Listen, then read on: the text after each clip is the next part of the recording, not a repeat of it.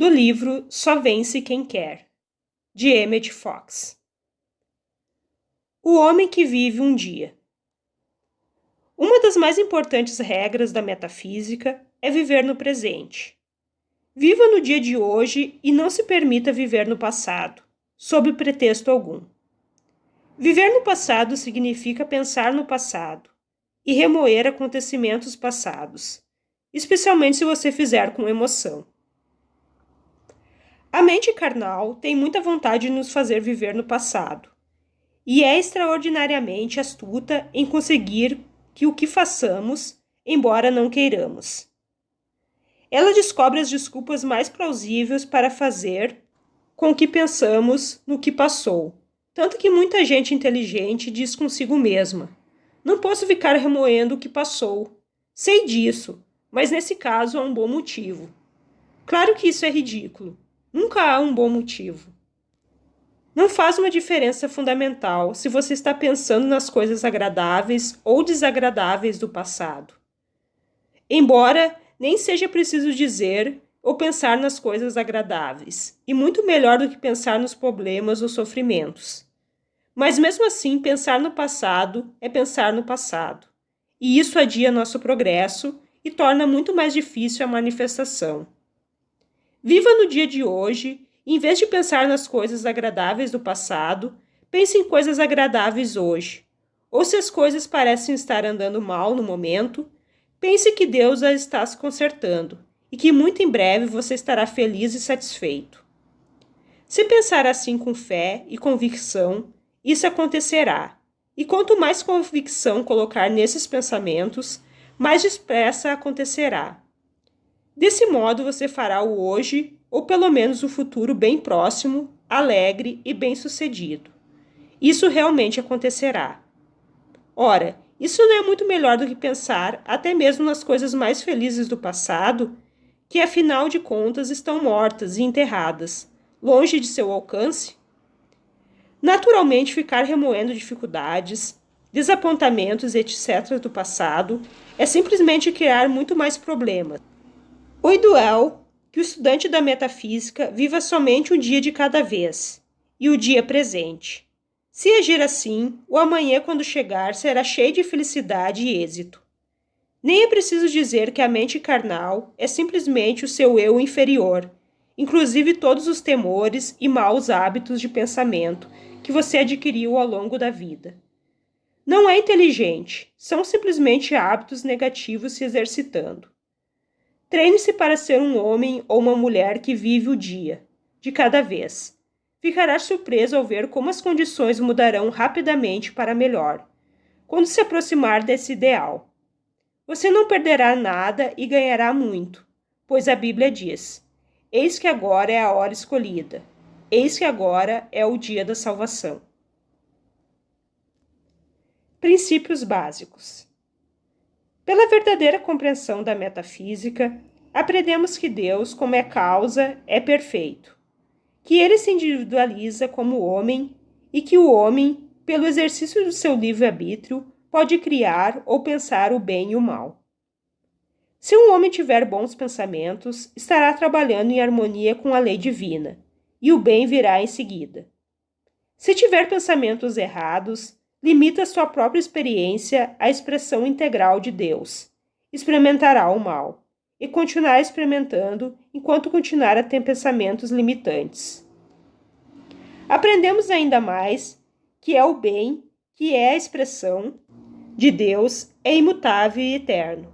Enquanto os pensamentos errados, embora possam causar dor e sofrimento momentâneo, não têm substância real, ou para usar um termo técnico, não têm realidade, e assim podem ser destruídos ou tomados sem existência. Observe especialmente que a ciência metafísica correta não nega a existência do mundo físico, mas ensina que nossa compreensão dele é limitada, cheia de falhas e imutável. Daí decorre que o nosso dever, assim como o nosso interesse pessoal, exige que trabalhemos na nossa consciência, até produzirmos uma compreensão correta que significará para nós o fim do pecado, da doença e da morte. Não julgueis segundo a aparência, mas julguei segundo a reta justiça. João 7:24. Não existe nada exceto Deus. A maioria das pessoas que conhece a verdade sabe, ao menos teoricamente, que quando subitamente surge uma dificuldade, o importante é mudar rápido nosso pensamento da dificuldade para a presença de Deus. Na prática, porém, não é tão fácil conseguir tal procedimento. É frequente que, diante de uma dificuldade inesperada, assim como aqueles que não conhecem a verdade, ataquemo-la em erro. Isto é exatamente o que não devemos fazer. Não chegaremos a lugar algum combatendo o erro com o erro. Em vez disso, devemos mudar o pensamento, o mais rápido possível, da aparência para a presença de Deus. A Bíblia chama isso de fugir para as montanhas. Bem, não importa exatamente como você o faça. Pode achar melhor pensar rapidamente em Deus ou recitar um versículo predileto da Bíblia. Contudo, para a maioria das pessoas, o meio mais rápido e certo consiste em simplesmente repetir consigo mesmo: não existe nada exceto Deus. Várias vezes, se for preciso. É claro que você deve familiarizar-se primeiro com o que realmente quer dizer com tal afirmação, para que tenha um significado vital para você. Vede, sobre as montanhas os pés daquele que traz boas novas e proclama a paz. Naum, de 1-15. Exercícios de enrijecimento. Hoje em dia todo mundo sabe o que é preciso exercitar o corpo se quiser ter saúde. Um atleta tem que treinar e botar o corpo em forma se quiser ser bem-sucedido. A maioria das pessoas também sabe que um determinado músculo e grande parte dos órgãos responderão a exercícios especiais, ficarão mais fortes e mais sadios e, acima de tudo, o permitirão um maior controle sobre eles. Todo músico tem que treinar constantemente por 2 motivos. Primeiro, ele desenvolve a parte do corpo em questão, seja cantor, violonista ou pianista, e ao mesmo tempo adquire aquele controle real sobre o seu instrumento, seja ele qual for, e é essencial para o sucesso. Tudo isso é igualmente verdadeiro na vida espiritual. Você deve treinar, e a única maneira de treinar é tentar resolver seus problemas com oração. Isso desenvolve seu poder espiritual e também treina para usá-lo de maneira mais eficaz. Negligenciar suas preces, a sua visita a Deus, ou tentar deixar que outra pessoa qualquer resolva todos os seus problemas, jamais desenvolverá sua própria faculdade espiritual. Faça o que fizer, jamais deve negligenciar seus exercícios regulares de enriquecimento espiritual. Aproxime-se vós de Deus, e Ele se aproximará de vós. 5 palavrinhas. Seja feita a vossa vontade. Essa é uma das frases mais familiares empregadas na religião cristã. É naturalmente uma citação do Pai Nosso, que todos aprendemos na infância. Duvido que outro texto da Bíblia seja usado com maior frequência. É uma prece muito poderosa e inspiradora, sempre empregada no sentido correto, ou seja, com a verdadeira compreensão do seu significado. Nesse caso, não poderia existir prece maior ou mais importante.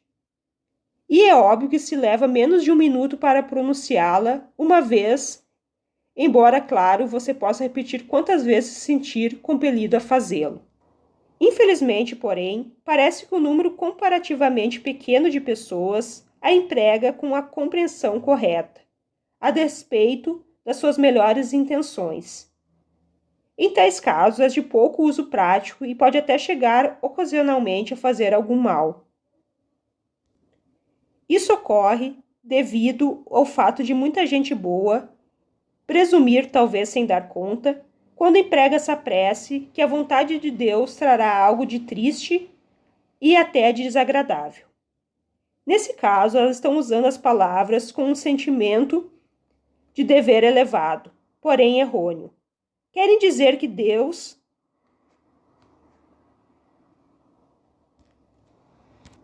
Querem dizer que estão perfeitamente dispostas a aceitar a vontade de Deus, embora isso implique em sofrimento para si mesmas e para outrem. A verdade, naturalmente, é que a vontade de Deus será sempre algo bom, alegre e inspirador para todos os seres humanos, porque sabemos que Deus deseja somente tais coisas para seus filhos. Desse modo, quando dizemos seja feita a vossa vontade, com compreensão, estamos orando precisamente por essas coisas, e Deus as trará para nossas próprias vidas ou para as vidas daqueles por quem estamos orando. Essa oração, somente 5 palavrinhas, acabará com o problema, seja ele qual for, e a consolará e a cura em seu lugar. É claro, quando as pessoas usam essas palavras no sentido negativo, estão acreditando na realidade do problema e esperando que ele pendure ou até mesmo aumente. E sabemos que aquilo que acreditamos ou esperamos nos acontecerá. Treine-se para empregar essas palavras no sentido verdadeiro e terá adquirido uma arma invencível contra as dificuldades. Orando como uma pena. Antigamente, muitos pregadores e devotados professores da escola dominical costumavam dizer às pessoas que rezassem arduamente. Por mais bem-intencionados que fosse tal conselho, era errado. Frequentemente, digo às pessoas para orarem suavemente. Ajo assim porque sei que quanto mais doce e suave oramos, melhores resultados obtemos. Na prece, assim como muitas outras atividades, o esforço derrota a si mesmo. Mais de uma vez no púlpito, disse aos meus fiéis: orem como uma pena, não como uma picareta. Isso sempre faz as pessoas sorrirem, e é por isso que eu digo.